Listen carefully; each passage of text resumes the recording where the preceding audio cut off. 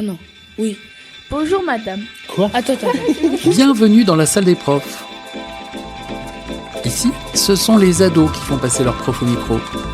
Et là, les profs, ils se lâchent. Sur les crises de fou rire en classe, sur les notes qu'ils mettent, les bonnes, les sales. Eh ben, on va aller dans les extrêmes. Sur l'élève idéal. J'ai eu. Alors déjà, l'idéal, normalement, on l'atteint pas, mais Ce qui énerve chez les élèves, ce qui les rend inoubliables. Ah, il n'y a pas un. Il y a des élèves que j'oublierai jamais. Et les profs révèlent aussi ce qui se passe dans leur mystérieuse salle des profs. Beaucoup de bêtises. on dit que des bêtises. Ils parlent aussi d'eux-mêmes, quand ces profs étaient des collégiens et que leur vie ressemblait beaucoup à la vôtre. La salle des profs, c'est une émission réalisée par des collégiens, des enseignants et les journalistes d'Ocapi. On a travaillé sur...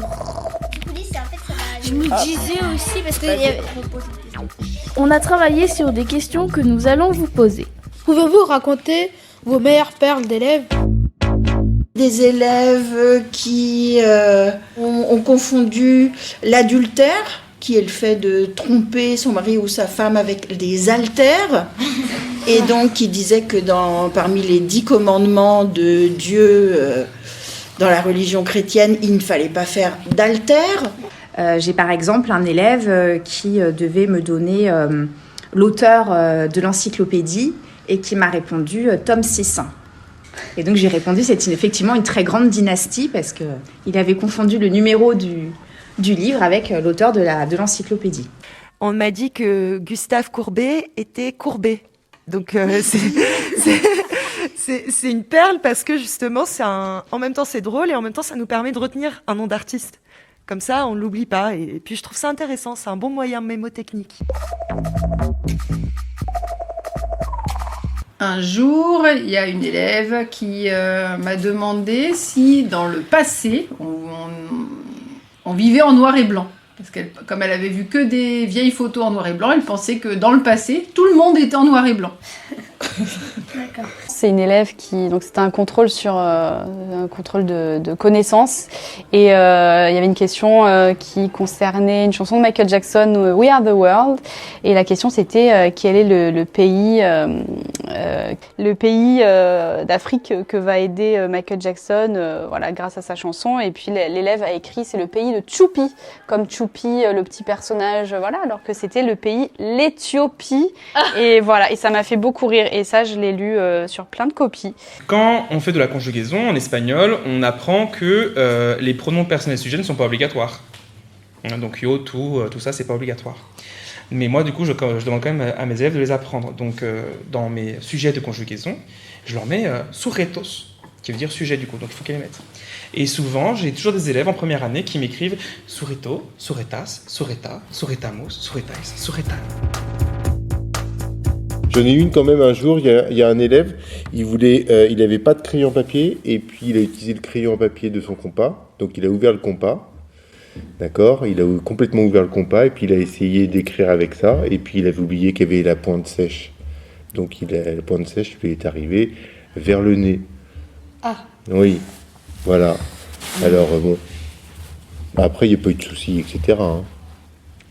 Ah oui, ça fait mal quand même, non ? Bon non, il m'a fait peur parce que ça aurait pu être l'œil, mais bon. Ah oui, dans une recette, une collègue de maths, une recette pour faire un gâteau. Il fallait se dire le poids, enfin la masse de farine. Et il y en a un qui avait trouvé 900 kilos de farine pour faire 10 gâteaux, sans se dire que c'était un problème. Donc ça, c'est pas mal. Je me rappelle d'une en particulier où j'avais demandé qu'avait dit le premier homme qui a donc fait le premier pas sur la Lune, Neil Armstrong, un Américain. Et en fait, la phrase qui m'a été rapportée par une élève sur une copie, c'était Armstrong, je ne suis pas noir, je suis blanc de peau. Donc, elle a un petit peu confondu Armstrong, l'astronaute, et puis le jazzman. Avec des troisièmes, c'était en histoire et c'était le retour du roi Louis XVI, le retour de Versailles à Paris, c'est forcément pendant la Révolution. Et voici donc ce que j'ai trouvé dans une copie d'élèves. La foule qui était en colère parce que le roi n'était pas à Paris est venue leur porter des petits pains au chocolat et des croissants parce que il disait qu'à la campagne, à Versailles, ils n'avaient rien à manger. Donc, ils leur ont donné, ils sont rentrés dans Versailles, ils chantaient, etc. Et ils ont dit, ça serait mieux si vous pouvez venir à Paris. Et il y a aussi eu la fameuse tirade du saucisson pendant le brevet blanc de français. Un élève qui faisait les courses, enfin dans sa rédaction. Le personnage principal faisait des courses.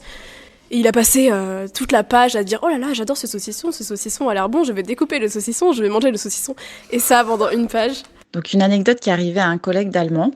Il était en cours et puis il interroge un garçon et il l'interroge sur le mot Frühling en allemand qui veut dire printemps. Et il dit à mais tu sais pas ce que ça veut dire printemps, t'écoutes jamais Vivaldi, donc le sacre du printemps.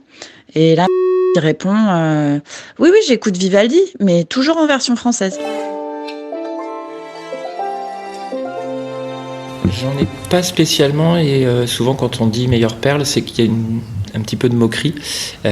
Donc par moments, effectivement, il y a des réponses un peu surprenantes, un peu surprises, un peu bizarres. Mais je pense que voilà, on a tous des réponses un peu bizarres quand on connaît pas trop le sujet. D'accord, au revoir. Merci d'écouter Ma vie d'ado au collège. Merci. Voilà, je sais pas si j'ai répondu à tout. Ça vous convient? Oui. Merci à vous les filles, c'était génial. Les questions, c'est vous qui les avez. Vous êtes parfait comme journaliste. Ok. Ma vie d'ado au collège, c'est tout. Une émission du magazine Okapi. Merci à vous, bonne journée. Un podcast Bayard Jeunesse.